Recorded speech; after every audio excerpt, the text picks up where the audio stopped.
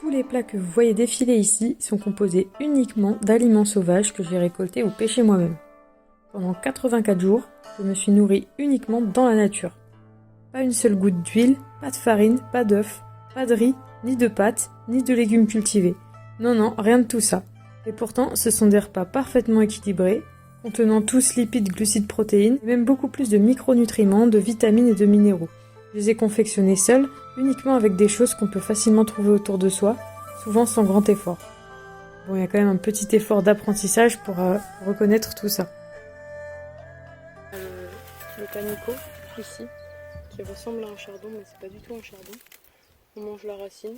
Ensuite, ici, on a une blette. C'est pas rare que les blettes, ça pousse au bord de la mer, hein, dans les tas d'algues. Et juste ici, c'est de la criste marine, ça assaisonne très bien les poissons. Il y a de la mâche, il y a aussi de la cardamine et des olives de Vénus. Et du coup, quand on goûte cru, ça a vraiment un goût d'haricots verts cru, c'est super bon. Voilà la roquette avec ses belles fleurs jaunes. Là, on voit bien les petites perles au-dessus. Le côté chamallow au milieu. Imaginez, plus besoin d'usine, plus besoin de champs de monoculture, plus d'élevage, plus d'abattoirs industriels affreux. Car les aliments sauvages, qu'ils soient animaux, végétaux ou fongiques, sont libres. Leur existence est synonyme de spontanéité, de vivacité, d'équilibre, de résilience et de robustesse. Je les admire, je souhaite moi aussi faire partie de cette symbiose absolue du vivant.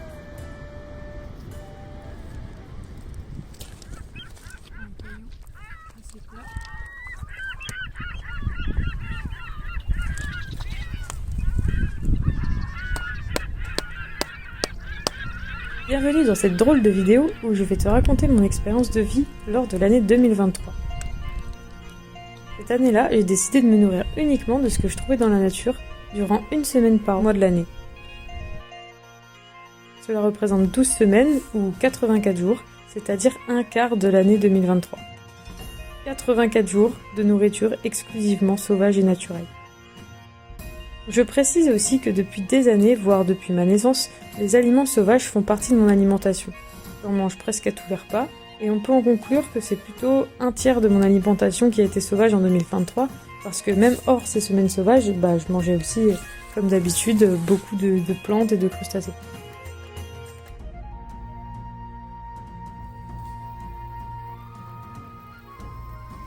Pourquoi j'ai voulu faire ça ? Principalement parce que je cherche à ne plus dépendre du système marchand tout en étant nomade, sans posséder de terre.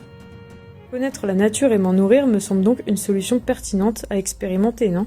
Parce que finalement, le principal besoin vital, c'est de se nourrir. Nous sommes presque tous biberonnés par des enseignes capitalistes, y compris pour nous nourrir. Subvenir à ce besoin vital sans dépendre du monde capitaliste, c'est vraiment émancipateur. C'est retrouver une grande liberté, et c'est virer pas mal de conflits cognitifs majeurs dans ma vie. Une autre raison pour laquelle j'ai voulu tenter cette expérience, parce que je suis plutôt convaincue que les sociétés paléolithiques, c'est-à-dire les hommes à la préhistoire avant l'invention de l'agriculture, étaient souvent des formes de communautés anarchistes quasi parfaites et en symbiose totale avec leur environnement. Or, ce mode de vie de chasseur-cueilleur, c'est presque 96% de notre existence d'Homo sapiens sur Terre. Et pendant tout ce temps, on n'a eu presque aucun impact écologique, il n'y avait pas de guerre, les capacités artistiques et les connaissances médicinales étaient juste incroyables à cette époque. Je ne veux pas vivre à la préhistoire, mais j'avoue que c'est cette période qui m'inspire le plus. Si j'y réfléchis bien, à des époques plus récentes, j'aurais été brûlée sur un bûcher, pendue, envoyée au bagne ou internée. Donc honnêtement, je suis pas du genre à me plaindre de vivre au XXIe siècle. Mais il est clair que notre époque est loin d'être paradisiaque. Donc s'émanciper alimentairement sans posséder de terre, pour moi, c'est une piste à creuser. Alors je creuse. Et voilà, c'est parti, nous sommes en février 2023 et je me lance.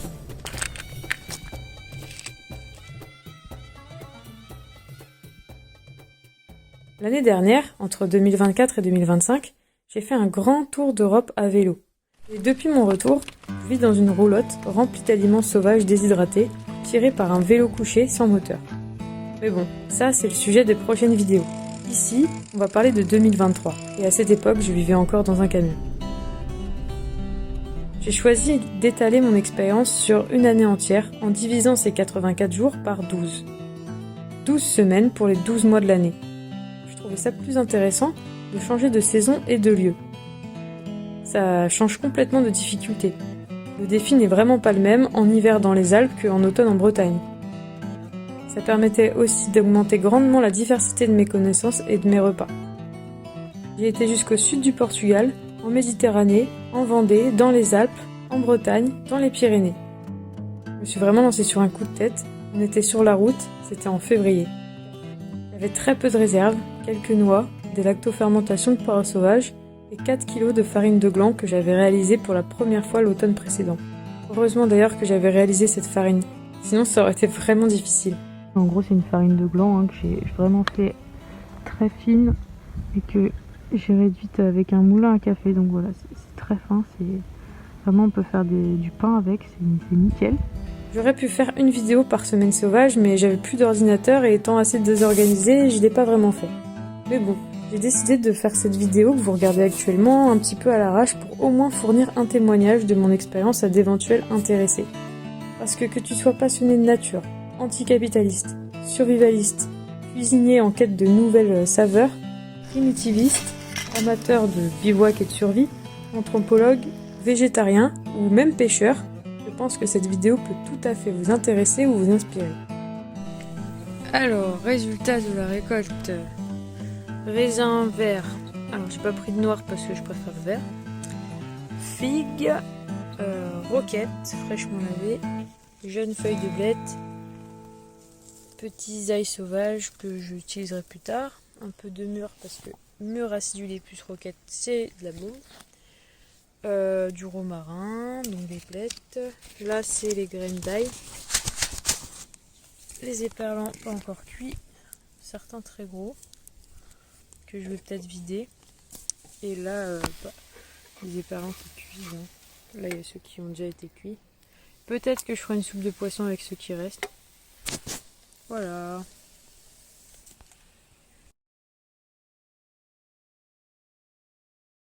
Ce qui ressemble à des lentilles, c'est toujours les gesses, avec des verres de poireaux. Il y a quelques blancs de poireaux qu'on aperçoit, des noix que j'ai légèrement fait tremper pour les lipides, les fleurs de fausse roquette pour décorer, et puis parce que ça donne un petit goût de chou, enfin, ça fait un petit assaisonnement. Et ensuite, il y a quelques baies de genévrier qui assaisonnent aussi. En dessert, j'ai une grenade que j'ai cueillie avant-hier du coup, et des noisettes que je viens de torréfier. Peut-être pas tout manger ce soir, ça c'est vraiment si j'ai encore faim. C'est une salade chaud-froid. Autour, on a les nombrils de Vénus, des petites fleurs de souci. C'est une plante médicinale. C'est assez mielleux comme goût. En dessous, tout ça, là, il y a le mouron des oiseaux. Cette petite plante au goût épinard quand c'est cuit et maïs quand c'est cru. Ensuite, au-dessus, on a bien sûr des châtaignes à la vapeur. Les petits tronçons blancs, c'est les tiges d'ail triquetre que j'ai coupées en petits tronçons. Donc ça a un goût d'ail, d'oignon plutôt très très doux. Je les ai laissés crus. En violet, c'est une petite rondelle de carottes sauvages que j'ai cuit à l'eau. Là, il y en a plusieurs. Là, encore une rondelle de carottes. Donc il y a beaucoup de carottes que j'ai cuit avec de la ciboulette ou de l'ail des vignes sauvages. Je n'ai pas trop fait gaffe la différence. Du moment que ça sent l'ail de toute façon. Donc là, il y en a un petit peu. Ça, c'est des noisettes torréfiées d'hier qui me restaient. Voilà, donc c'est un repas assez complet. Comment avoir une alimentation équilibrée en pleine nature? La nutrition se divise en deux catégories. La macro et la micro. La macro, ce sont les lipides, les glucides, les protéines, c'est-à-dire en gros les calories, l'énergie qu'on en tire. Grossièrement, si je dépense plus d'énergie que j'en mange, je vais perdre du poids. Et ici, c'est pas du tout le but. Si j'arrive à pas perdre de poids, ça signifierait que j'arrive à combler tous mes besoins avec la nature. Et ça, c'est génial. Je vais donc ici détailler pour chaque macronutrient. On va commencer par les glucides. Les glucides, c'est le carburant de notre corps, c'est les sucres. Une alimentation moderne, ce sont les pâtes, le riz, le pain, le blé, les légumineuses, et aussi tout ce qui a un goût sucré, comme les bonbons, les desserts, les fruits. Les fruits, j'en ai trouvé vraiment beaucoup dans la nature. Ils repoussent un peu partout à l'état sauvage, des prunes, du raisin blanc, des pommes, des cerises, et même des grenades et des coings en plein hiver. Je viens de tomber sur un coing. Ah, je suis trop contente. Il y en a encore. Il y en a qui viennent de tomber. Trop bien. Regardez-moi comment la nature est pleine de cadeaux. Raisins, pommes, Plus qu'à cueillir, plus qu'à se servir, plus qu'à se nourrir. Et puis on peut aussi ajouter à ça tous les fruits sauvages, comme les figues, les mirabelles, les mûres, les fraises des bois, les raisins noirs sauvages, les poirasses, les nèfles. Juste à côté des belles grappes de raisins sauvages et des mûres, il y a une magnifique araignée frelon. Est-ce que je vais réussir à zoomer dessus? Ouais. Elle est pas très grosse pour une araignée frelon, hein. Un peu plus grande qu'une phalange. Elle défend le raisin juste derrière. Dans le sud, il y a les figues de Barbarie aussi, les prunelles, les cynorrhodons à gogo dans les Alpes. J'en ai d'ailleurs même fait des bonbons cuits à basse température. Donc ça c'est cynorrhodon, très très dur, très très dense. La figue de Barbarie plutôt mou, ceux qui sont plutôt noirs, pourpre, très très foncés. C'est ceux aux prunelles et eux ils se désagrègent assez vite. Au Portugal, en plein hiver, il y avait les oranges, les clémentines, les citrons, qui parfois étaient complètement abandonnés dans des terrains en friche. Un oranger, enfin des orangers qui ont l'air plutôt abandonnés. Je suis montée en passant par là dans l'arbre. Et suspendu à un bras, j'ai fait tomber un maximum d'oranges que je pouvais. Et voilà, j'ai plus qu'à les ramasser. Elles sont vraiment excellentes. Et vu le nombre de pourris qu'il y avait par terre, je pense que personne ne les ramasse ici. Ah, petite orange sauvage.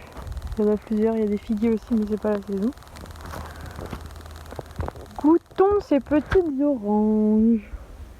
Bon, je dois en oublier pas mal, mais les fruits étaient présents partout de mai à décembre à l'état frais. Partout sur les sentiers poussant librement sans appartenir à personne. C'est-à-dire 9 mois sur 12, je trouvais des fruits. Et c'est pas négligeable. Grosse cueillette de cynorrhodon.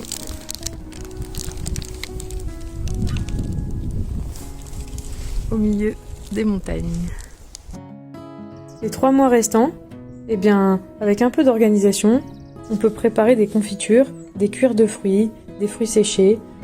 Mais moi, j'avais rien fait de tout ça en commençant en février. En fait, j'ai vraiment commencé un des pires mois quand on y pense.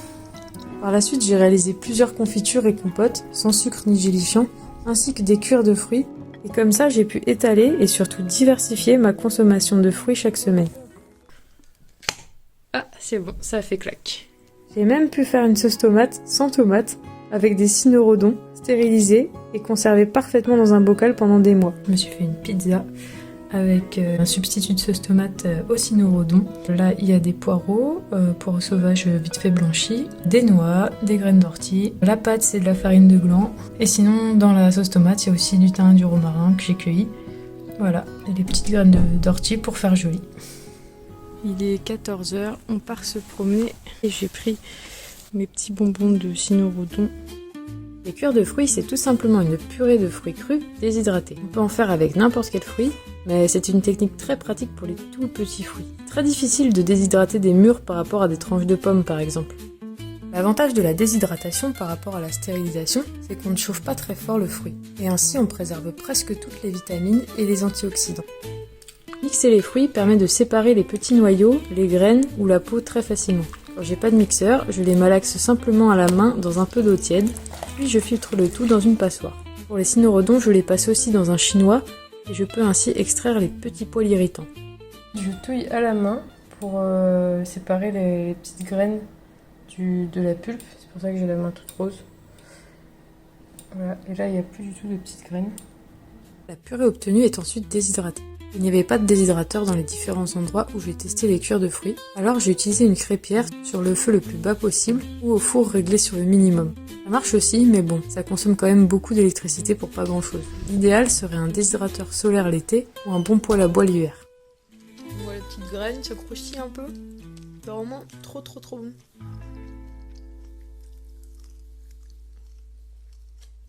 Le kiff. La purée, une fois séchée, a un peu la même consistance que du cuir, d'où son nom. Une fois que c'est bien sec, on peut en faire des petits rouleaux, et ensuite on peut les couper et obtenir ainsi de jolies torsades. Ou bien alors croquer directement dans les rouleaux. On peut aussi juste obtenir des pétales séchés qui embelliront les salades. Et moi, ce que j'ai préféré, c'est d'en faire des boulettes, comme je vous ai montré précédemment. Ça fait comme des bonbons et c'est assez sympa. Dans tous les cas, ça devient un aliment stable qui se conserve très longtemps, même dans un simple sachet en papier. C'est super pratique parce que c'est un concentré de micronutriments ultra léger et compact. Les fruits, c'est génial quand on y pense, car ils sont vraiment faits pour être mangés. Aucun animal ne veut être mangé, aucune plante ne veut être déracinée ou effeuillée. Mais les fruits sont des cadeaux des arbres, en échange du fait qu'on dissémine leurs graines. L'arbre offre aux animaux de merveilleux desserts. C'est quand même génial. J'ai fait un petit déj à 14h, grenades noisettes. En fait ça c'est des grenades que j'ai ramassées hier et il y en avait qui étaient éclatées, du coup je les ai triées directement hier. Et voilà, il faut les manger assez vite. Mais c'est vraiment la classe. Allez, à la vôtre. Certains fruits comme la châtaigne et les glands peuvent totalement remplacer nos habituelles pâtes, pain et riz. Et souvent ces substituts sauvages sont même meilleurs au goût et meilleurs pour la santé. Ils sont partout disponibles autour de nous et tout le monde s'en fout. La farine de gland, vraiment, c'est la meilleure source de glucides au monde, je pense. Comparable à de la farine de châtaigne, mais avec un goût un peu moins sucré. En revanche, c'est quand même une farine beaucoup plus grasse et encore plus nutritive que la châtaigne. Partout dans le monde, les chênes poussent et les glands ont donc servi de base alimentaire à plein de peuples différents aux quatre coins du monde. Les Amérindiens les utilisaient comme base de leur alimentation. En Corée, il existe encore de nos jours un célèbre dessert à base de farine de gland. Les châtaigniers sont un arbre un peu moins répandu dans le monde, mais la châtaigne a servi de base alimentaire aux Corses pendant des siècles. Ces deux fruits sont incroyablement nourrissants et disponibles. Contrairement à la châtaigne, il faut débarrasser les glands de leurs tanins pour les consommer. Mais ils n'ont pas de cause piquante et sont quand même beaucoup plus faciles à ramasser. Je ferai une autre vidéo plus détaillée sur la farine de gland et la farine de châtaigne, mes techniques de fabrication et tous leurs atouts. Mais bon, là je vais pas trop m'éparpiller sur le sujet. En tout cas, ce qu'il faut retenir ici, c'est que ces farines sont beaucoup plus rassasiantes que la farine moderne. Une seule galette de gland peut me rassasier, là où il me faudrait 4 galettes faites avec de la farine de blé. Le pouvoir gonflant de la farine de gland dans l'eau est aussi plus grand. C'est-à-dire que cette farine absorbe 2 fois plus d'eau que la farine de blé. Ainsi, avec 1 kg de farine de gland, je peux me nourrir bien plus longtemps qu'avec 1 kg de farine de blé. Et là, j'avais 4 kg. Donc imaginez. Et ça a vraiment été une drôle de découverte. Je m'y attendais pas du tout. Je pensais que les deux farines étaient assez équivalentes. J'aurais jamais pu calculer ça. J'ai juste découvert en expérimentant. Parce qu'en fait, au début, à chaque fois, j'en faisais beaucoup trop. Donc là, j'ai 2 types de petits toasts et je vais me régaler. Voilà, donc là, ça a bien gonflé. J'essaye de l'étaler un peu. Et c'est la première fois que je vais tester la farine de gland au four. Le vert qu'on voit, c'est la mauve du coup. Un peu liquide, mais il n'empêche qu'il a fallu que je l'étale à la spatule pour que ça s'étale tellement c'était dense, quoi. Moi, je mangerai pas ça en une fois. Hein. Ça va me faire au moins la moitié de la semaine. Là, j'ai mes blettes. Est-ce qu'il y a une petite place dans le four? Non, il y a les citrons, l'oignon. Même si les glands sont une bonne base alimentaire, en manger tous les jours, c'est pas non plus l'objectif. Mais rassurez-vous, j'ai trouvé de nombreuses autres sources sauvages de glucides dans la nature. En hiver, je vais me tourner plutôt vers les racines, les tubercules, comme les racines de chardon-marie, les carottes sauvages, la bardane, le panais, les tubercules d'asphodèle. Tous les traces de sanglier. Les sangliers ils fouinent et c'est plus la saison des glands. Alors je me suis demandé ce qu'ils fouinaient et je savais que l'asphodèle c'était un repas de sanglier. Donc j'ai voulu les arracher mais ça se coupe trop facilement. Et en fait je suis tombée, voilà, c'est quand même assez particulier comme... c'est des tubercules en fait. Et c'est jaune. Alors il y en a qui sont vraiment pas profonds. Et alors c'est une plante, si on remet un petit bout dedans, ça fait comme les patates, ça repousse direct. Voilà, bien jaune. Donc en fait là, même si j'ai un peu trucidé la plante, normalement elle va repartir. Parce que voilà, il reste des morceaux, je vais pas tout prendre. Et puis certains légumes sauvages contiennent aussi quand même pas mal de sucre. C'est le cas des poireaux sauvages et de la blette maritime. La blette maritime, c'est l'ancêtre de la betterave. Ces légumes-là se récoltent en hiver et sont plutôt nutritifs. Putain, il fait la taille de mon avant-bras. Les algues aussi se récoltent en hiver et ce sont de bonnes sources de glucides. Une algue que j'apprécie beaucoup. Ici on a une tête de laminaire. Ici on a de l'ulve, qui est une mère. Et ici on a la dulce poivrée exactement, parce qu'il y a la dulce classique. Et ça c'est mon algue préférée. Elle est pas très grande, elle est petite, elle est assez épaisse. Elle est croquante et elle a un goût de poivre très iodé. Et vous en trouverez pas l'été, hein. Donc pour les vacanciers de l'été c'est mort. Vraiment un truc qui se prend en automne, en hiver. Voilà. Au printemps, ce sont surtout les jeunes pousses qui peuvent nous fournir des glucides. Les jeunes pousses de bambou par exemple, c'est complètement dingue. Ça a un goût et une texture de cœur de palmier, c'est très croquant, c'est vraiment très bon. Alors là c'est le bambou, je commence par le couper en deux. Vous allez obtenir ça, 2 morceaux comme ça. Tout en haut il y a les feuilles. Les feuilles même si elles paraissent tendres, faut les enlever. Vous allez avoir ça, voilà là il n'y a plus de feuilles clairement. Donc là c'est pareil, je pense que c'est trop fibreux. Non. Voilà, là c'est bien. Donc tout ça on va pas le manger parce que ça va être trop dur. Donc ça c'est mangeable. En fait là il y a beaucoup de verre parce que je m'y suis pris un peu tard. Mais début mai normalement il n'y a pas de souci, c'est très tendre. Après je le coupe en petits morceaux et je le fais cuire, je le fais bouillir une vingtaine de minutes. Et après vous pouvez le refaire griller ou des trucs comme ça. On peut pas le manger cru le bambou parce qu'il y a une toxine dedans. Alors ce soir, nous avons pousses de bambou revenues avec des orties fraîches, têtes d'orties fraîches, avec lactofermentation de poireaux sauvages ici, qui viennent de ce bocal-là. C'est mon premier bocal de lactofermentation d'ailleurs. Par-dessus, j'ai mis des graines d'ortie séchées qui sont dans le pot là, et quelques fleurs de mauve, mais ça c'est pour la déco. Voilà. Autre que le bambou, il y a aussi les roseaux, ou les quenouilles comme disent nos amis québécois. D'ailleurs, les Québécois ont plus l'habitude de le consommer.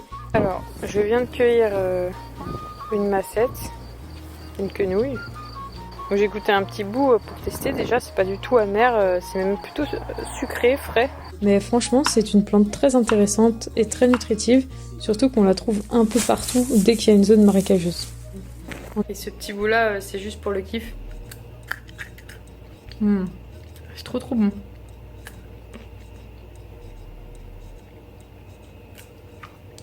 Goûtons.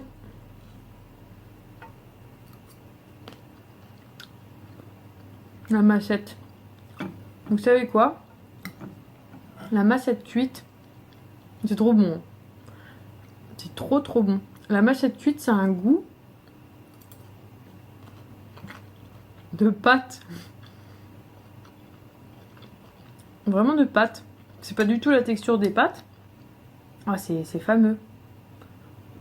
En fait, j'ai lu qu'il y avait beaucoup d'amidon dans cette plante, surtout dans sa racine. Mais c'est peut-être pour ça que ça a un goût de pâte, parce que les pâtes, c'est très riche en amidon. Mais je le sentais que c'était une journée fruit.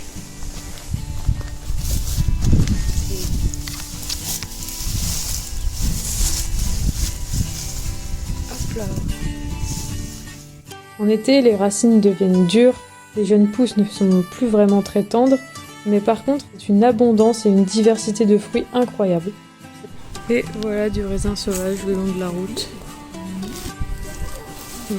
Cueillir celui-là. Trop bon. Là, c'est du noir. Tout ça, c'est des vignes. Complètement sauvages. Là, il y a des petites mûres, mais même. J'en trouvais partout, le long des chemins, le long des routes. C'était finalement assez facile de trouver des fruits. Voilà le raisin vert sauvage. Alors on peut pas me dire qu'il est pas sauvage. Mais ça, c'est une tuerie. Moi, je préfère les grains verts.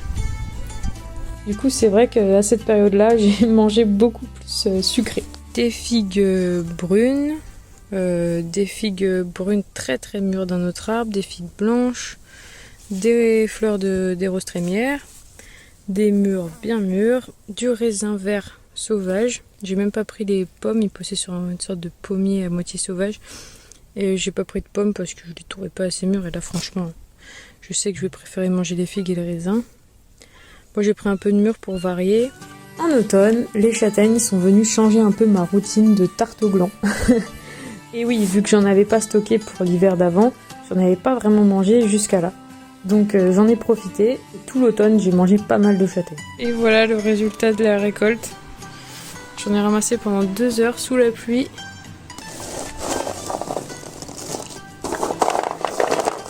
C'est vraiment un bon paquet. Et encore je pourrais aller en ramasser d'autres, hein, parce que là j'étais en vélo donc j'ai rempli mes 2 sacoches arrière. J'ai fini, il était très bonne cornue, sachant que j'en ai fait à la crème pour le reste de ma famille. Avec ça, on va mettre les graines de gesse qui ont le goût et l'allure de lentilles. Quelques petites châtaignes. J'ai aussi trouvé des graines de gesse sauvage. C'est une plante qui produit des pois carrés qui ont une apparence et un goût à mi-chemin entre le petit pois et la lentille. Mais attention, il vaut mieux bien cuire cette plante et ne pas en manger trop. Parce que bien que comestible et très nourrissante, une monodiète de ce pois mal cuit provoque une maladie appelée l'athyrisme, qui provoque une paralysie des jambes. Dans le célèbre film Into the Wild, et tiré d'une histoire vraie, la principale hypothèse est que Christopher soit mort de faim car paralysé à cause d'une trop grande consommation de pois de gesse qu'on a retrouvé dans ses poches. Bon, cela dit, cuit à 40 minutes une fois par semaine, aucun souci, et c'est vraiment délicieux. De toute façon, il y a beaucoup d'aliments qui peuvent devenir toxiques à haute dose. Repas du soir du coup, bien complet, avec des graines de gesse là qui ressemblent à des lentilles, avec châtaignes, là, les châtaignes qui me restaient, des petits pignons que j'ai ramassés tout à l'heure et que j'ai épluchés pendant que ça cuisait, quelques pommes, bon c'est surtout pour faire joli, hein, et puis toujours du tétragone cornu. Hein. Cette semaine sauvage, la plante verte que j'aurais mangée, ça sera uniquement la tétragone cornu puisque j'en ai cuit tellement. Et puis qu'est-ce que j'oublie? Les noix, voilà, quelques noix. Le caroubier est un arbre méditerranéen produisant des gousses nourrissantes. J'en ai croisé vraiment beaucoup au sud du Portugal. La gousse de cet arbre est appelée caroube. Sa chair est très sucrée, presque caramélisée. C'est vraiment délicieux. Et les petites graines très dures qui s'y trouvent servaient aux marchands de l'Antiquité pour poser les pierres précieuses, car elles ont la particularité de faire quasiment toujours le même poids. Ce sont d'ailleurs les graines de caroube qui sont à l'origine du mot cara pour désigner la valeur des pierres précieuses. Au Portugal, j'ai aussi tenté d'extraire du sucre des agaves. J'ai déjà fait du caramel avec de la sève de bouleau ou des betteraves sauvages. Avec l'agave, c'était plutôt concluant, mais ma technique reste à peaufiner. Les lipides, autrement dit les graisses. Ici, ça va être un peu plus court parce que mes ressources étaient un peu plus limitées. Je n'ai pourtant pas eu de perturbations hormonales. Un manque de graisse peut vite flinguer vos hormones, et là, c'était pas le cas. Donc j'en conclus que j'ai réussi à me débrouiller. Je disposais de quelques noix au départ, en février. Il y a la galette de gland là, qui donne le côté un peu pain. C'est clairement un substitut de pain. Hein, ça. Donc ensuite, je mets des petites chips d'opium et une petite noix. Alors les chips, ça va apporter un petit côté croquant et salé, vu qu'elles sont naturellement salées. Et la noix, ça apporte un petit côté croquant aussi, mais plus gras, quoi, onctueux, gras. Donc avec ça, j'ai quelque chose de très complet. Mais en tout cas, là, j'ai l'impression de manger clairement normalement, alors que c'est de la nourriture purement sauvage. Puis au Portugal, au mois de mars, j'ai trouvé pas mal d'amandiers sauvages. Hélas, 2 sur 3 produisaient des amandes amères remplies de cyanure. Quelques amandes amères suffisent à tuer un être humain. Mais je vous rassure, une amande amère, c'est juste immangeable. Ça brûle la bouche. Donc je goûtais chaque amande de chaque amandier que je trouvais. Quand l'un d'eux était bon, alors qu'il y a un max d'amandes. Les amandiers sont aussi pas mal présents dans les zones méditerranéennes en France. Lors de mes dernières semaines sauvages dans les Alpes, j'en avais de nouveau fait un bon stock. Pour emmener dans les Alpes. C'est pratique parce que les amandes, contrairement aux noix et aux noisettes, ne tombent pas de l'arbre. Hélas, beaucoup d'entre elles étaient quand même véreuses vu que la saison était bien avancée. J'aurais pu faire de l'huile d'olive, car beaucoup d'olives se perdent en Provence. Il y en a partout, sur les ronds-points, dans les parcs, dans les jardins. C'est d'ailleurs mon objectif actuellement de produire ma propre huile d'olive. Mais c'est pas vraiment si facile. J'y reviendrai dans d'autres vidéos. Donc je n'avais pas d'huile. J'avais juste des noix, des amandes, puis j'ai trouvé des pignons de pin aussi. Assez pratique car de Marseille à la Bretagne jusqu'au Portugal, en passant par la Camargue, j'ai pu en récolter. J'ai trouvé un pan parasol. Et du coup, il y a des pommes à pignons. Là on voit les pignons. Trop top. J'aurais pu également utiliser les faines de hêtre qui sont plutôt gras, mais j'en ai hélas pas trouvé pendant cette année-là. Et enfin, le Graal, les noisettes. En Bretagne, j'ai trouvé un spot de noisettes incroyable. Elles étaient énormes et il y en avait à profusion. C'était le long d'une route chez personne. J'en ai ramassé plusieurs kilos. Alors je vais goûter ces petites noisettes torréfiées. En fait, la torréfaction, c'est une technique pour chauffer certaines graines à une certaine température, pas trop fort, à sec, sans huile, sans eau. Et en fait, ça va développer des arômes. Je crois qu'il y a une réaction chimique entre les protéines et les lipides de la graine. Ça donne un goût, mais hyper bon. Vous voyez le petit goût en commun qu'il y a dans le chocolat, le café. En fait, c'est la torréfaction. Donc on fait torréfier les graines de café, les graines de cacao, on peut torréfier les noisettes, les noix, tous les oléagineux en fait. Il faut savoir que nos ancêtres à la préhistoire, parfois il y avait des migrations exprès pour la saison des noisettes. Et on a retrouvé notamment des traces de torréfaction de noisettes, donc il les mangeait pas forcément crus, il les faisait griller. Donc voilà, ça c'est un mets préhistorique en fait, la noisette grillée. Vraiment, c'est excellent. Grâce à cette profusion de noisettes, je me suis lancée dans la confection de lait et de crème végétale. Au lieu de les faire torréfier, je vais les faire tremper dans de l'eau.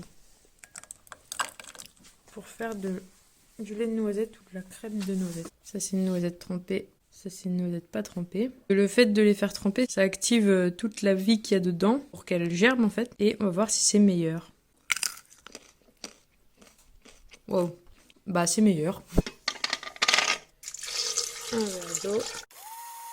Tout le dépôt là, ça se mange aussi, hein, ça se jette pas bien sûr. Je pense que je vais le mélanger à la compote, ça va être trop bon. Ça n'avait vraiment rien à voir avec ce qu'on peut trouver dans le commerce, c'était tellement meilleur. Ça m'a permis de réaliser des plats en sauce, des châtaignes à la crème avec de l'actriquette, waouh, c'était vraiment incroyable. Je vais prendre un petit peu de jus. Super bon. Tout le lien avec... je sais pas ce que t'as mis dedans. C'est quoi ça? Ça c'est le bulbe de l'ail triquet. Super bon. Comme des petits oignons. Bon bah tu te soignes, hein, c'est bien. Bravo. Parlons conso animaux, parlons de la pêche. Et voici le chapitre sur les protéines. Les protéines, ce sont ces petites briques qui permettent à notre corps de se réparer et de se renforcer, de prendre ou d'entretenir notre musculature et pas seulement. Les aliments d'origine animale en contiennent souvent beaucoup, mais il y en a aussi dans les champignons et dans les végétaux. Et je vais commencer par vous parler des protéines végétales. Les feuilles de certaines plantes, comme la gesse, la luzerne, la vesse, l'ortie ou le kénopode blanc, ainsi que diverses graines d'arbres en contiennent pas mal, comme les noix, les amandes, les châtaignes, les glands ou les noisettes. Dans les graines de gesse, il y en a aussi beaucoup. Le plus grand problème des protéines végétales, c'est qu'elles ne sont pas complètes. Les protéines sont constituées d'acides aminés. Certains peuvent être produits par notre corps et d'autres non. Il existe 9 acides aminés que notre corps ne peut pas construire et dont il a absolument besoin. On les appelle les acides aminés essentiels. Si la protéine consommée ne contient pas ces 9 acides aminés, on dit alors que c'est une protéine incomplète.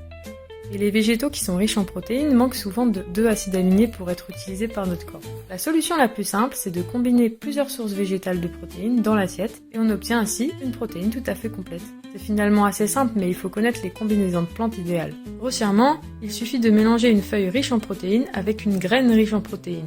Et souvent, on obtient quelque chose d'assez complet. La plupart des graines d'arbres manquent d'un acide aminé qu'on appelle la lysine. Pour les végétaux, dont les feuilles sont riches en protéines, c'est la méthionine qui fait défaut. Ainsi, il suffit de combiner ces feuilles avec des graines et on obtient des protéines complètes et assimilables. En plus, la graine fera aussi office de lipide ou de glucides selon les cas. Je vais vous donner quelques exemples concrets de combinaisons possibles. Par exemple, des orties avec des glands, des feuilles de vesse plus des noisettes, des jeunes pousses de gesse plus des amandes, la luzerne avec des glands, etc., etc. On peut ainsi trouver une infinité de combinaisons. Là, je me suis fait un petit smoothie avec les châtaignes, les orties et une méga grosse fleur d'ail sauvage. Et ça donne un goût trop ouf. Voilà. Miam, miam, miam. Et on va mixer tout ça. La plus simple, c'est de combiner l'ortie avec elle-même, parce que ses feuilles et ses graines se complètent parfaitement. Les graines de gesse dont j'ai parlé tout à l'heure sont également quasi complètes. Quelques noix, noisettes ou amandes permettent de l'optimiser parce qu'elles manquent légèrement de méthionine.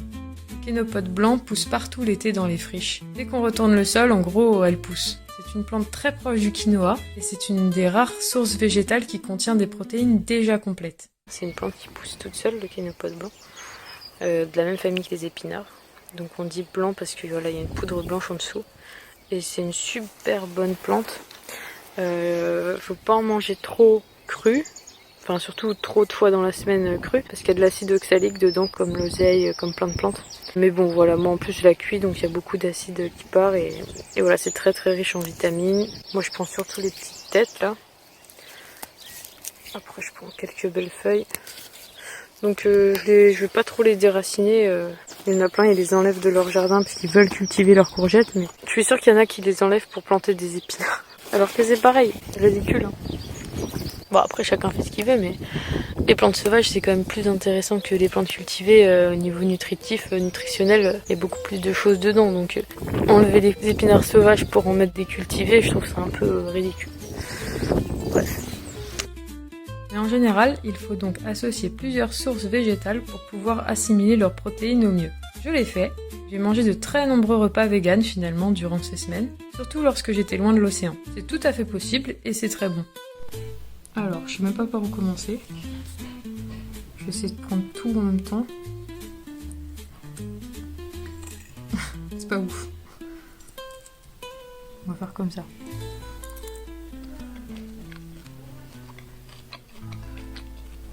C'est pas mal, hein. Un peu acidulé. Ouah, il y a trop de goût. Trop bon. Mais la pêche, les poissons et les coquillages, c'est un apport non négligeable de protéines. Ces protéines animales sont complètes. Inutile de les associer pour en tirer un bénéfice. C'est pratique. Finalement, à part des connaissances en pêche, ça demande beaucoup moins de savoir pour obtenir des protéines assimilables. Il est clair que les semaines sauvages qui se sont déroulées au bord de l'océan étaient beaucoup plus faciles. Car je ne chasse pas d'animaux terrestres, mais j'ôte parfois des vies, celles des animaux aquatiques. Je le fais depuis l'enfance et j'ai l'habitude. Ça me semble un peu dans l'ordre des choses, mais ce n'est jamais agréable. 10 minutes et 15 minutes pour les araignées. Je pense que nos ancêtres, du moins ceux qui vivaient au bord de la mer, passaient plus de temps à la pêche à pied qu'à la chasse. Parce que c'est tellement plus simple, rapide et sûr pour obtenir à manger. Elles font la taille de maman. Encore, il y a des plus grosses, hein, c'est pas loin. Il n'y a que ça. Là-bas, il y a des moules. Et là, que des huîtres. Après le territoire des huîtres, où j'en ai mangé une dizaine d'ailleurs, sous mes pieds, le territoire des moules s'étend à perte de vue. Elles grandissent dans le sable, elles sont plus simples à ramasser. Bon, elle est petite, mais il y en a qui commencent à avoir une taille correcte. Peut-être je vais aller un peu plus loin, il y en aura peut-être un peu plus grosse. Dans une plage de surfeurs, tout au sud de la pointe portugaise.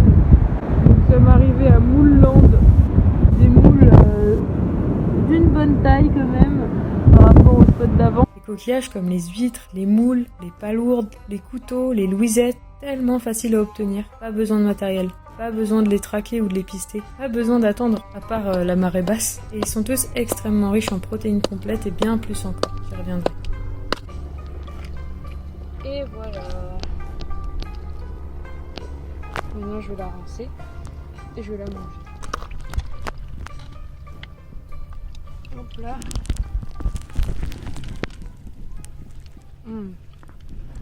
Faut bien mâcher. Parce que sinon elle reste vivante dans ton bide. Miam. Les oursins en entrée avec la dulce poivrée, la petite algue. Là on a les blettes d'hier, mais j'ai rajouté le jus des moules avec le petit poireau, le cerfeuil pour donner du goût et pour saler. Et là on a les moules qui ont cuit dans le cerfeuil et le poireau avec du thym et du romarin. Une bonne grosse plâtrée de moules, là normalement je devrais être calée.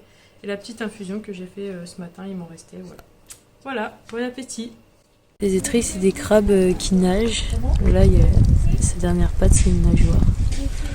Les crabes, les araignées de mer, les crevettes bouquets et quelques poissons de roche sont un peu plus difficiles à attraper à la main. Mais à l'aide d'une épuisette, c'est plus si dur. Là, il y a les étrilles, 10-15 étrilles que j'ai ramassées, plus celles de mon père. On a tout mélangé, c'était plus pratique. Elle est bien vivante. Quand on les attrape par là, elles peuvent pas nous pincer en fait. C'est la petite astuce.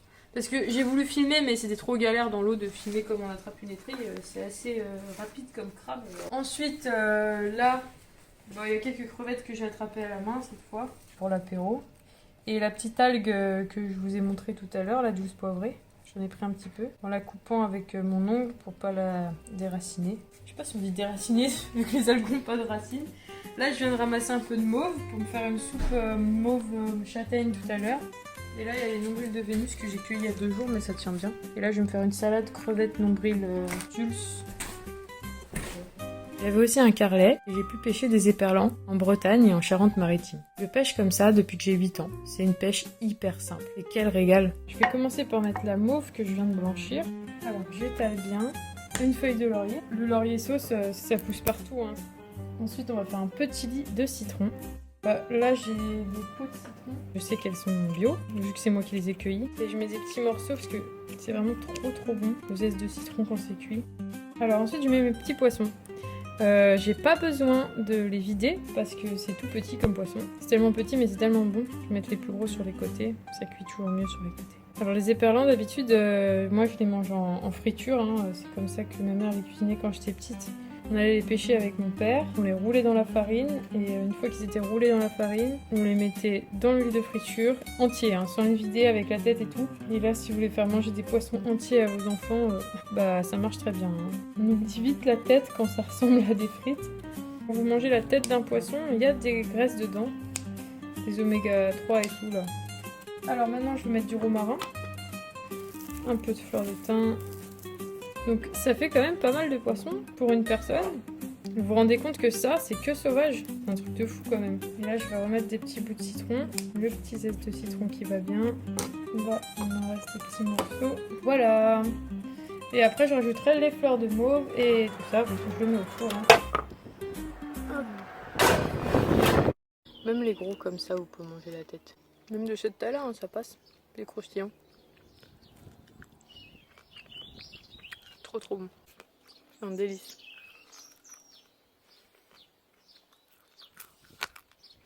L'océan a comblé beaucoup de mes besoins physiologiques et la plupart du temps sans matériel. Finalement, c'est plus nutritif que la viande, surtout au niveau des micronutriments. Justement, je vais entamer le sujet le plus incroyable de cette vidéo, la micronutrition. Réussir à obtenir assez de calories dans la nature de manière équilibrée est donc possible, et ce, en toute saison. Finalement, c'était même plutôt facile.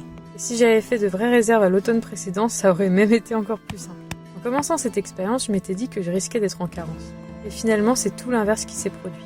Si la macronutrition, c'est le carburant dans une bagnole, la micronutrition, c'est l'huile, le liquide de refroidissement, la pression des pneus, etc. Tu peux rouler sans, mais pas très longtemps, et tu finis par bousiller ta voiture. Et au contraire, quand tous les niveaux sont nickel, tu économises du carburant et beaucoup d'énergie. C'est exactement ce qui s'est passé pour moi. J'étais vite rassasiée alors que je mangeais de plus petits volumes de nourriture, et pourtant j'avais 5 fois plus d'énergie que d'habitude. Ça m'a vraiment intriguée, alors j'ai fait des recherches, et je me suis rendu compte que ce type d'alimentation sauvage, c'était juste un cocktail de micronutriments dont nos sociétés modernes industrielles manquent tant. J'ai pris quelques notes et j'ai associé chaque vitamine, chaque minéraux, chaque antioxydant à un aliment sauvage qui en contient énormément et qui est facilement trouvable dans la nature. Je pars un peu dans le détail ici, et ces détails ont une grande importance. J'ai vraiment ressenti des changements positifs conséquents et je pense que c'est intéressant que j'en témoigne. Commençons par les vitamines. La carotte sauvage contient énormément de vitamine A qui est essentielle à la vision, à l'immunité et à la protection de la peau. Alors ça c'est marrant, je viens d'en déterrer une qui est violette. C'est la première fois que j'en trouve des violettes, là j'en ai trouvé plusieurs. C'est peut-être comme ça que les humains ont choisi les couleurs, hein. Ils ont trouvé des oranges et puis ils les ont sélectionnées après. Mais là j'en vois quelques-unes qui sont un peu violacées quoi, c'est rigolo. Vachement marrant. Les cynorrhodons, c'est imbattable niveau vitamine C. Elle contribue à renforcer l'immunité, elle combat la fatigue et protège nos cellules. On peut trouver la vitamine B9 dans la mâche, dans les graines de gesse et un petit peu dans la cardamine. Elle est indispensable à la formation des cellules et au bon fonctionnement du système nerveux. La mâche sauvage, c'est exactement le même goût, la même texture que celle que vous achetez en magasin. Elles sont un peu plus ovales, les feuilles, c'est tout. La fameuse vitamine B12 est extrêmement présente dans les palourdes et autres crustacés. Elle est essentielle à notre cerveau, aux nerfs et à la production de globules rouges. Inutile de manger des steaks ou d'acheter de la viande industrielle. Il suffit de manger quelques coquillages. Vous goûtez une boule, Tika ? Tiens. Il ronronne. La vitamine D, très présente dans les éperlans, mais aussi dans les champignons qui sont séchés au soleil. Cette vitamine permet d'avoir des os solides, et comme la vitamine A et C, elle soutient le système immunitaire. Enfin, un petit pot-au-feu, champignons, carottes, poireaux sauvages. Et hop, je verse tout. Ensuite, j'ai les petites châtaignes que j'ai fait tremper hier. Je les laisse cuire un peu, et ensuite ça passera au mixeur. Petite soupe de champignons, de chanterelles. Donc je les ai réhydratés, je les ai mis dans la soupe avec des carottes sauvages d'ici là que j'ai ramassées hier et des poireaux sauvages. Dessus j'ai mis 3 petites chanterelles là pour décorer. Mais sinon tout est mixé ensemble avec un petit peu de thym. Donc c'est pour ça que ça fait une belle couleur marron, ça sent trop bon. Dessus pour décorer j'ai mis des petites feuilles de cardamine, mais c'est aussi pour relever parce que c'est un petit goût piquant, un petit goût poivré, donc c'est vraiment pas mal. La vitamine E est très bonne pour le système cardiovasculaire. Elle protège aussi les cellules du vieillissement. Il y en a énormément dans les noisettes et aussi dans les éperlans. Un petit peu d'ail.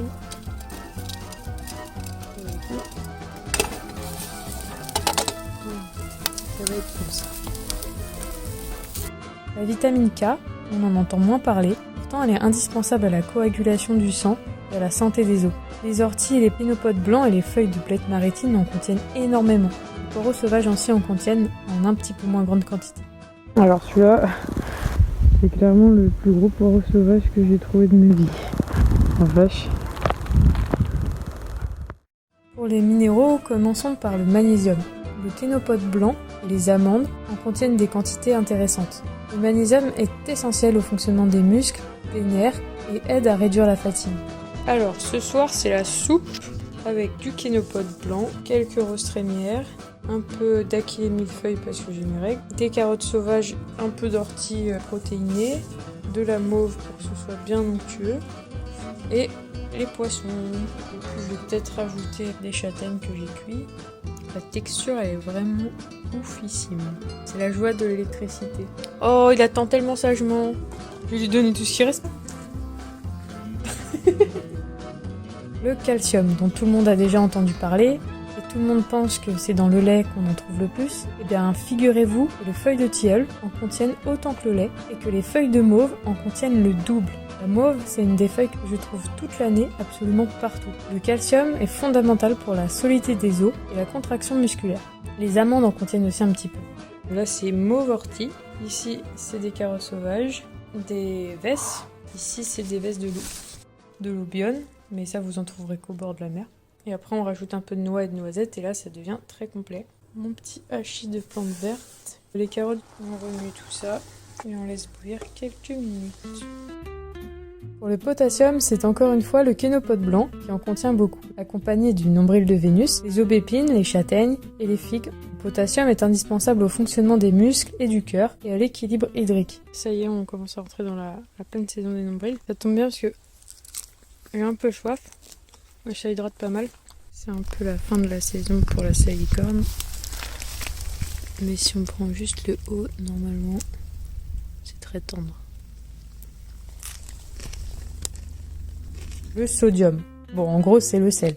Mais du sel de bonne qualité. Essentiel à un bon équilibre des fluides et à une bonne transmission nerveuse, c'est la salicorne et l'obione qui en contiennent le plus. Évidemment, vu que ces deux plantes poussent les pieds dans l'eau de mer.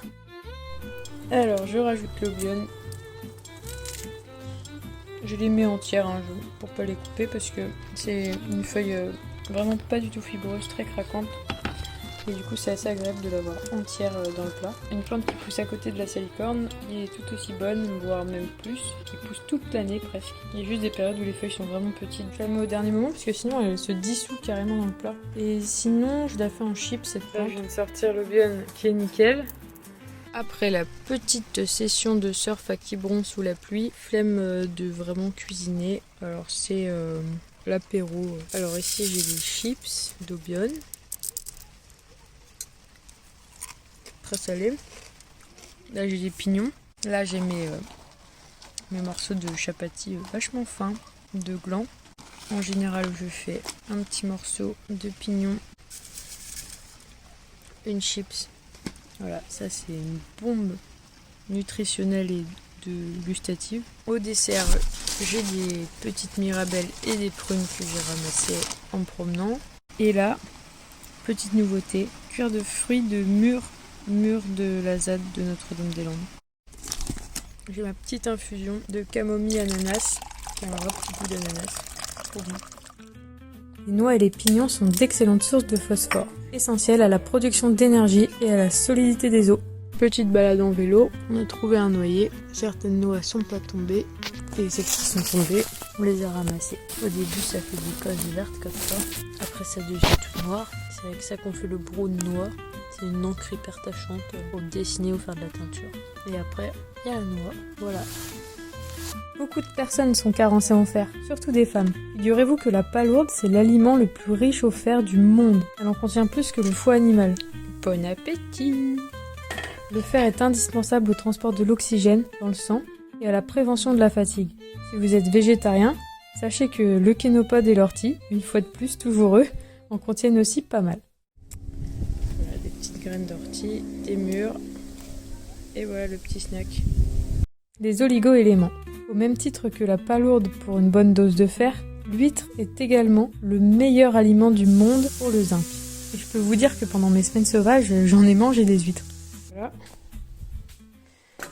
550 g d'huîtres avec la coquille. Calculer l'âge en comptant les stries du machin. Et là, je pense qu'elle a largement plus de 10 ans. Elle a peut-être même une quinzaine d'années, peut-être même une vingtaine d'années, j'en sais rien. Elle est énorme. Le zinc est essentiel à l'immunité et aussi à la cicatrisation. Si vous ne mangez pas de coquillage, sachez que les pignons sont aussi une excellente source de zinc. Le cuivre est nécessaire à la formation de globules rouges et à la protection cellulaire. Nos besoins seront parfaitement comblés par les noix et les orties. Gesses, champignons, orties, mauves, aubionnes, noix, pommes, carottes sauvages. Alors est-ce que ça ressemble à une bouillie verte? Non, pas du tout. C'est plutôt marron orangé, couleur de l'automne. Bon bah j'ai même pas tout mangé, j'ai eu plus faim. Ça m'a calé. Le sélénium, très important pour la thyroïde, est contenu à forte dose dans les éperlans, les huîtres et les palourdes. Tu veux un petit poisson? Oui, il aime pas grand chose, mais par contre les éperlans grillés, il kiffe. Hein. Je goûte. C'est pas mon premier pesto d'algues, hein, mais avec des noix, si. Juste ce que j'ai trouvé dans la nature.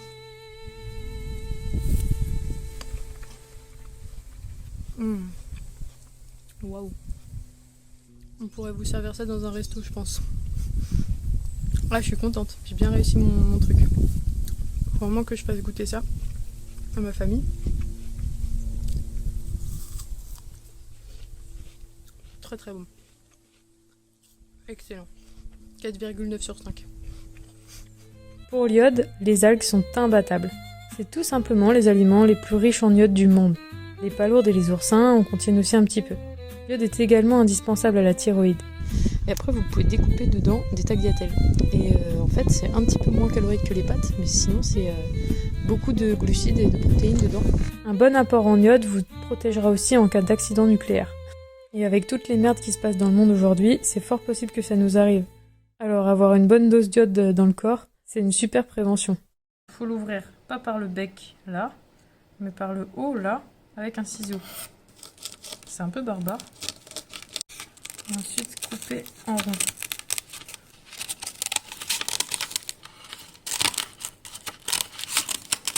Et là, franchement, je pense qu'il était encore vivant. Voilà. Donc, ce qui se mange, c'est pas tous les trucs gluants, là, c'est les trucs jaunes. Et voilà.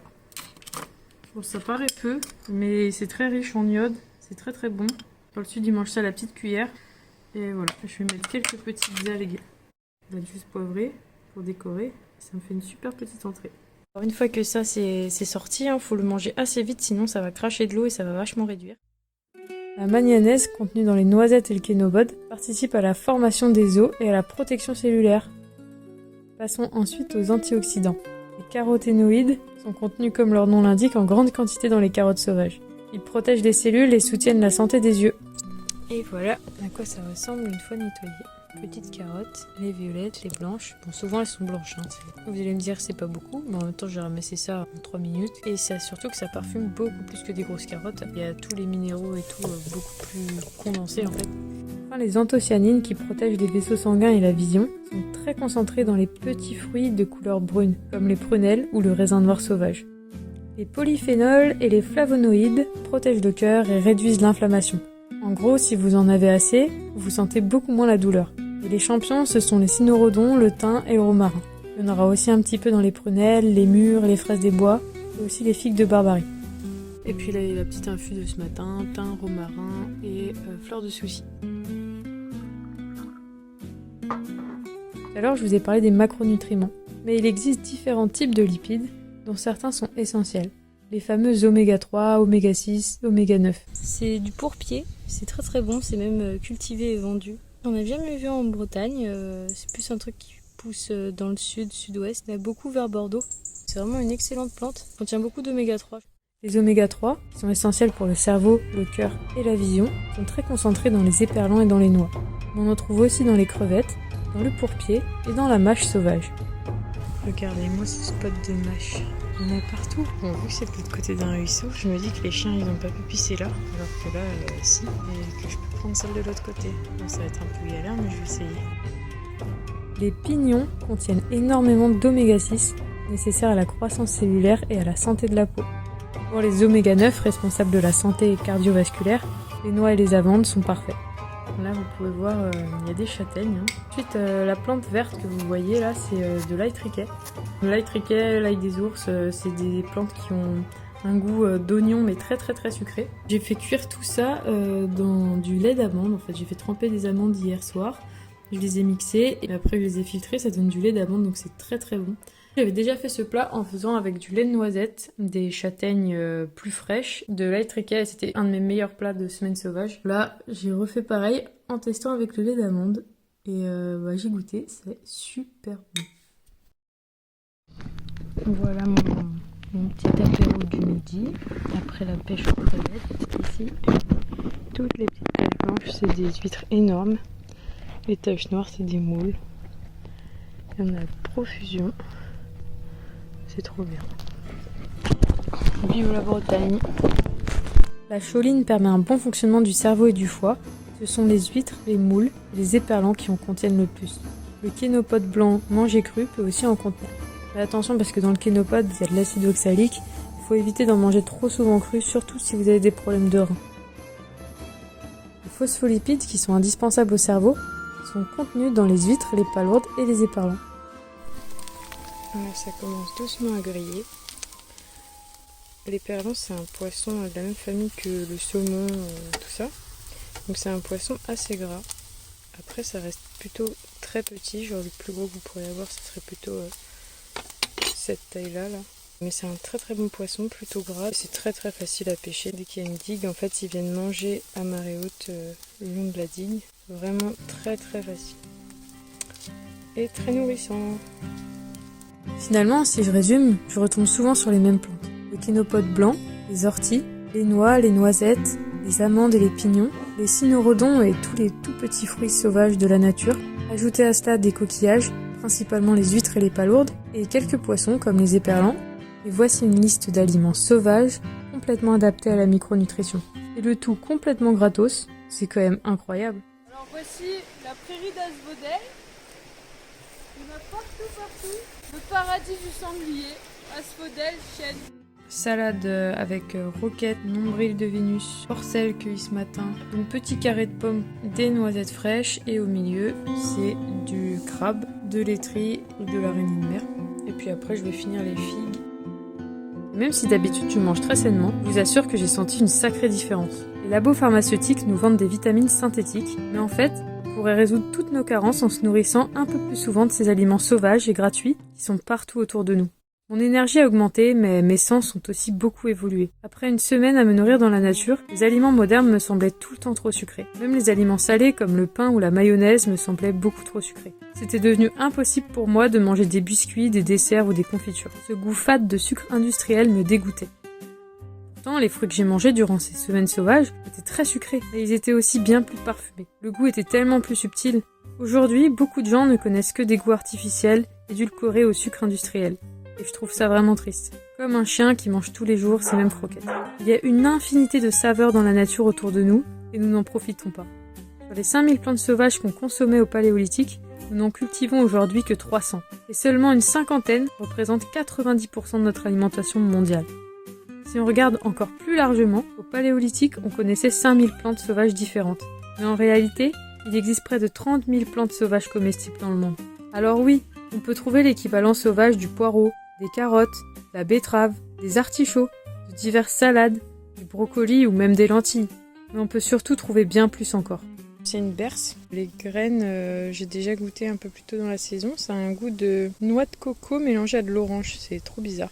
Il y en a beaucoup sur l'île d'Oléron et l'île de Ré, c'est le masseron. Cet hiver, j'ai mangé la racine, c'était très très fort. Et voilà, ça c'est les graines et ça fait un très bon poivre sauvage.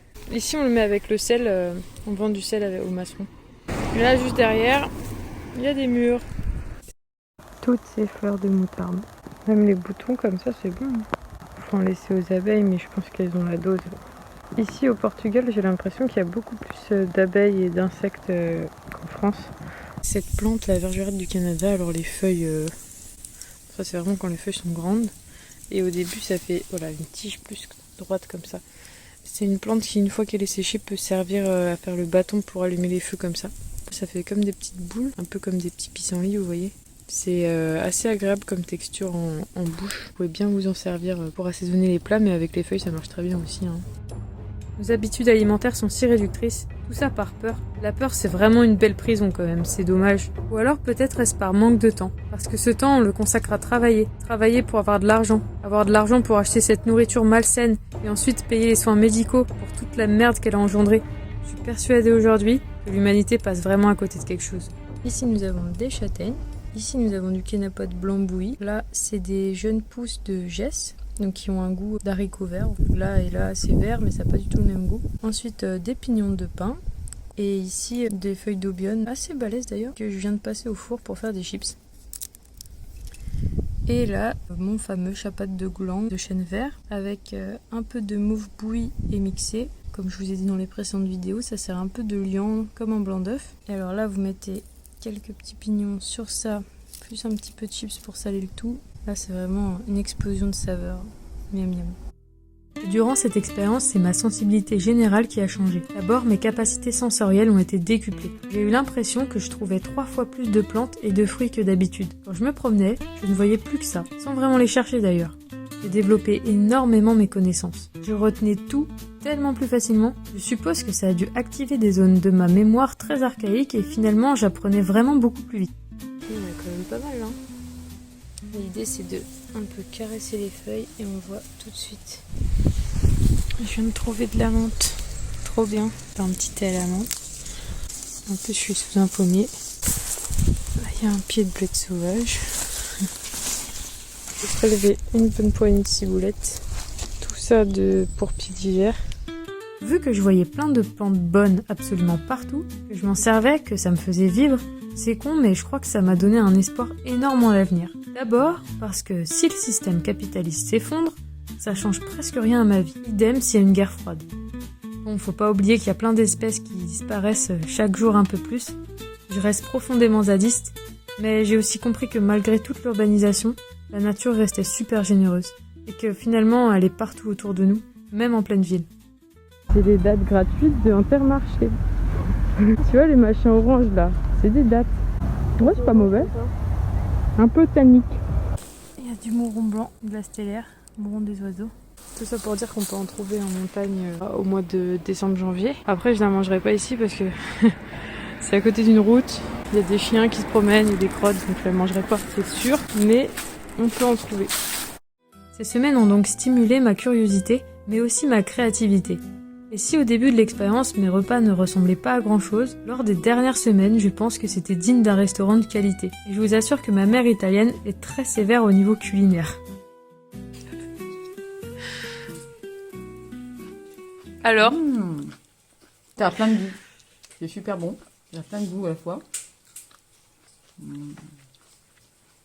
C'est incroyable.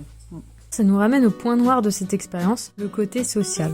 J'ai fait cette expérience seule, et ce n'était pas un choix. Faut dire que j'ai de drôles d'idées aussi. C'était super difficile de ne pas pouvoir partager des repas, de ne pas pouvoir faire goûter à tout le monde, parce que si je faisais goûter à tout le monde, j'avais plus rien à manger en fait. What is it? Écoute, exprès. La prochaine fois, tu me donnes pas le cul de la pomme. Ah merde, pardon. Qu'est-ce que c'est que ça? Ça manque un peu de sel. J'ai mis plein de sel, moi je trouve ça trop salé. Bah attends, déjà les algues c'est salé. Bon.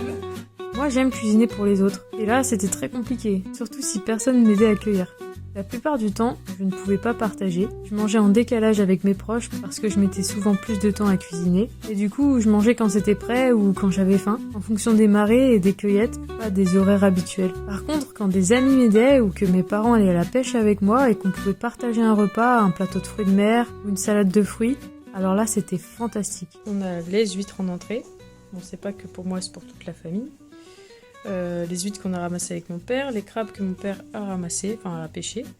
Voilà, c'est des étrilles, hein, c'est des mâles. Je prends souvent que des mâles et elles ont une bonne taille. Hein. Et ma petite salade composée avec les huîtres, avec les moules de ce midi que j'avais pas fini. Tout ça cuit avec poireaux, thym, romarin, de la dulce poivrée et la mâche que j'ai ramassée tout à l'heure.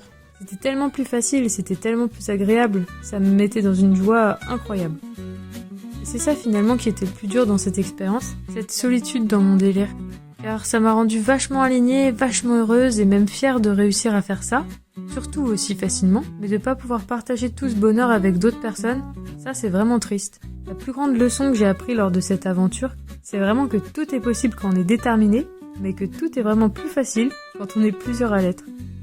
Il suffirait de 5 à 15 autres personnes déterminées à vivre ainsi, et ce mode de vie tiendrait vraiment la route, je pense. Même s'il est clair que tout le monde n'a pas envie de vivre comme ça, hélas pour la biodiversité. Plus réfractaires me diront que c'est bien joli, mais c'est pas possible pour tout le monde.